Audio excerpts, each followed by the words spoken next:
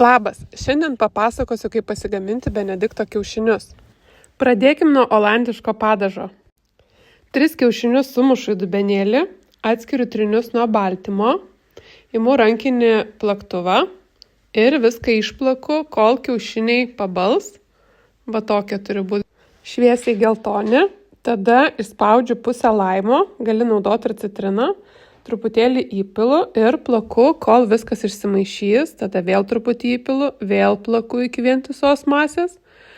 Svarbiausia pilt po truputėlį, neskubėt, kad viskas tolygiai išsimaišytų. Dabar sviesto eilė, aš naudoju veganišką. Vis dėlto skaniausia bus, jeigu naudosite karvės pieno sviestą. Sviestą reikia ant nedidelės kaitros pašildyti ir išlydytą po truputį pilti į kiaušinių plakinį. Maišom, įpilam lašelį, vėl maišom, kol gausis tokia vientisa graži masė.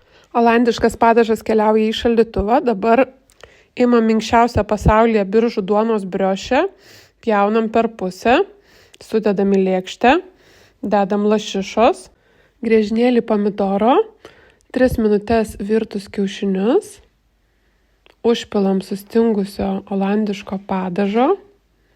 Ir jūsų Benedikto kiaušiniai jau paruošti. Skanaus!